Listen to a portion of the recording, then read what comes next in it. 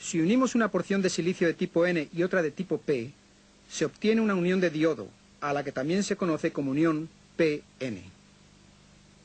Si añadimos un cable a cada extremo de esta combinación, obtendremos un diodo. El cable de extremo positivo del diodo se llama ánodo y el del extremo negativo cátodo. Generalmente el cátodo de un diodo está marcado con un punto rojo o una banda de color. Este es el símbolo esquemático del diodo, con una punta señalando el sentido habitual del flujo de la corriente. La característica más distintiva de un diodo es que permite el flujo de la corriente en una sola dirección, de ánodo a cátodo. Es decir, que la corriente entra fácilmente por el ánodo, el extremo sin marca, y sale por el cátodo, el extremo con la banda o el punto rojo. Y, a la inversa, bloqueará eficazmente el flujo de la corriente en la dirección opuesta. Observando de cerca lo que sucede en la unión PN, entenderemos cómo funciona. Cuando una porción de silicio del tipo P es unida a una porción de tipo N, los electrones libres del material de tipo N serán atraídos por los huecos del material del tipo P, y viceversa. Estos se atraen precipitadamente, se combinan, sus cargas se anulan unas a otras y se crea así un área de material estable y por lo tanto neutral. Recuerde que los lados opuestos se atraen y que los iguales se repelen. El área neutral de cargas anuladas evita, pues, posterior intercambio de electrones o de huecos.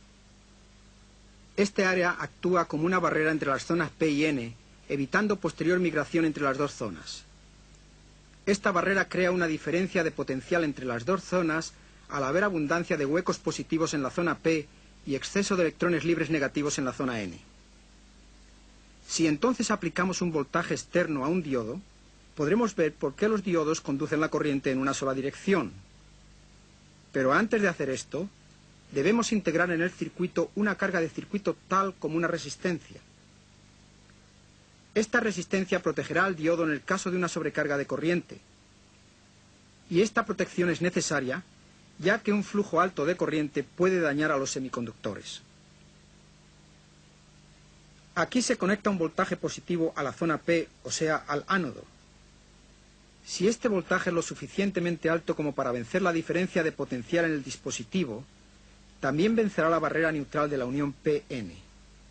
La barrera desaparecerá y la corriente fluirá a través del diodo. El voltaje aplicado de esta forma se llama polarización directa. Cuando se aplica un voltaje a un diodo, deben considerarse varias cosas importantes. En polarización directa, un diodo no conducirá flujo de corriente hasta que el voltaje no alcance una cierta magnitud, lo suficientemente alta como para vencer la barrera. El voltaje con el cual el diodo se vuelve conductor en su polarización directa se llama tensión umbral. Para un diodo de silicio, esta tensión umbral es de aproximadamente 0,6 voltios. Para un diodo de germanio, el segundo material más comúnmente usado en diodos, la tensión umbral es más baja, de 0,2 o de 0,3 voltios. Como dijimos anteriormente, la corriente que puede aceptar un diodo de polarización directa es limitada. Si la corriente directa aumenta demasiado, puede ocasionar que el semiconductor quede dañado o se funda. Por esta razón, debe usarse un limitador de corriente que proteja los circuitos de los semiconductores. En ciertas aplicaciones, tales como un control de circuito, podría ser eficaz el aplicar una polarización inversa al diodo. Esto asegura que el diodo no conduzca la corriente o que ésta no pase en una dirección determinada. Si invertimos la polaridad del voltaje externo, la barrera entre las zonas P y N aumenta y no hay flujo de corriente. El voltaje aplicado de esta forma se llama polarización inversa. Sin embargo, un voltaje inverso demasiado alto puede dañar el diodo y causar que éste conduzca la corriente en la dirección opuesta. Y la repentina sobrecarga de corriente resultante puede reventarlo.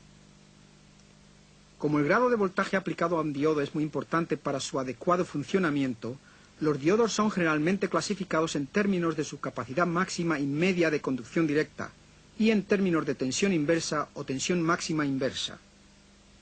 No puede excederse ninguno de estos valores, ya que de hacerlo se destruiría el diodo.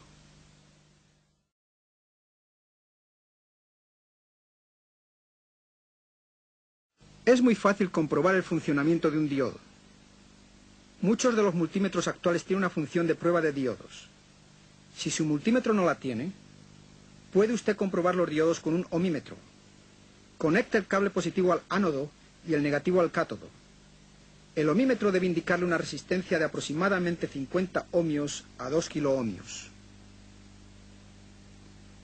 Si ahora invertimos los cables del ohmímetro, conectando el cable positivo al cátodo y el negativo al ánodo, deberemos obtener un valor de varios megaohmios. Si la resistencia en ambas direcciones es o muy baja o muy alta, el diodo es defectuoso. Dependiendo de sus características, los diodos pueden utilizarse para diferentes propósitos. Ya hemos mencionado que un diodo permite el flujo de la corriente solamente en una dirección y no lo permite en la otra. El diodo actúa así, como una válvula, y es el componente ideal para rectificar una corriente alterna a corriente continua.